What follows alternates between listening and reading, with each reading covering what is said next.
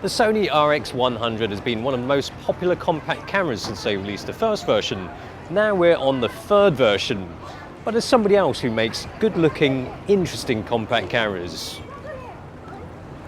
It's Fuji. This is the X30.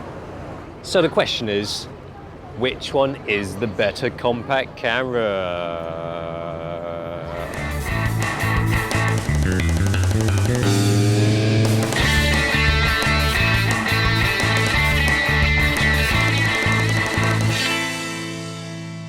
The retro cool look of the X30 and the sleek utilitarian style of the Sony will appeal to those who want a camera that doesn't look fugly, but they both have a number of decent features packed in also.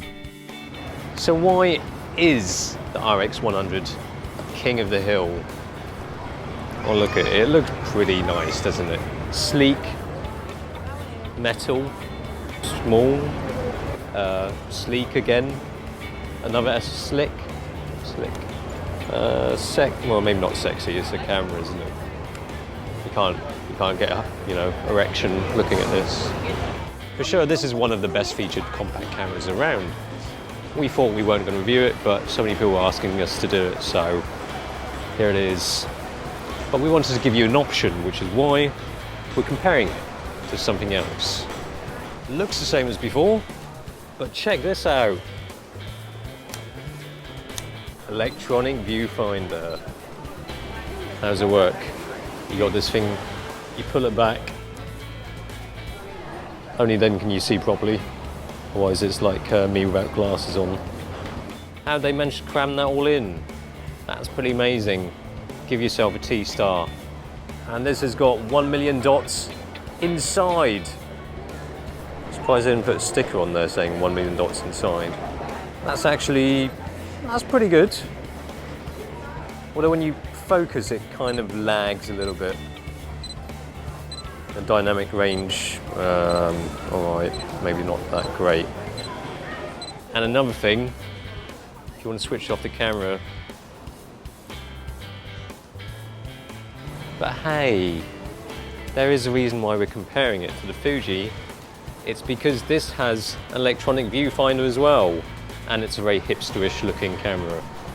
It's pretty cool looking, isn't it? If you can't afford the X100. And the Fuji, oh, you just twist to turn on. Convenient. Electronic viewfinder on this is bigger.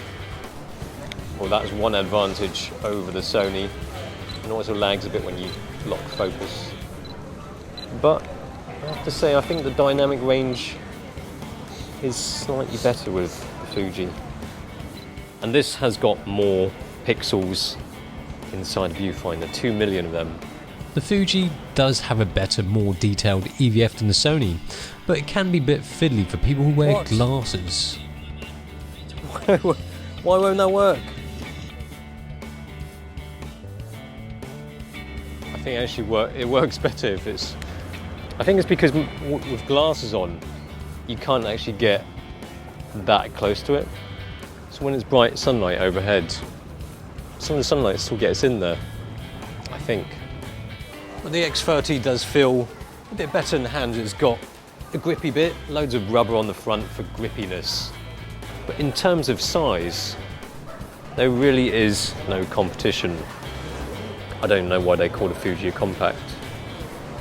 It is a proper wine boy, the Fuji. And the Sony is so small, I bet it could fit in places where you wouldn't expect. Now you see the Sony RX100, and now you don't. The Sony is pocketable. You probably need actual magic or scissors to make the Fuji X30 disappear down a tight pocket. Can our experienced selfie tester get a shot of herself and the bloody boring clock tower behind in the frame? It's easy with a Sony, but with a Fuji, you can't flip the screen to get a selfie preview.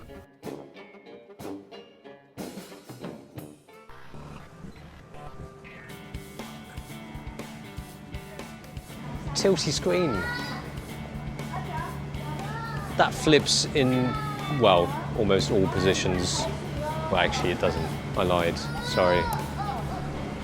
Just does that. You can do that. Fuji, oh, what does it do? It does that and that. That's it. With the X30, you don't have those shutter speed and aperture rings, just like the classic film cameras. You do have a ring here, depending on what mode you are. Aperture priority changes the aperture. Shutter speed for shutter priority. But you can customize it if you don't like that. To ISO, white balance, film simulation, continuous. Same thing with the Sony. They're both nifty little compacts with more than adequate AF speed. Right. Although the Fuji has more range with an equivalent of 28 to 112 and the Sony 24 to 70, wide open the Zeiss optics teamed with a slightly larger sensor give the Sony sharper, more detailed images. Dynamic range is better with the Sony, and the Jpegs are more robust than the Fujis. For low light stuff, the Fuji auto white balance is a little off, while the Sony not only does better in this regard but provides cleaner files at ISO 1600, which look really quite good. At ISO 3200, the light tones on the Fuji's files are filled with colourful crud, and the Sony's pics are still usable. You wouldn't want to use any ISO higher than this with the Fuji. I'd say one benefit of this ring here for the zoom is that it's incredibly responsive because, well, it just zooms it straight away.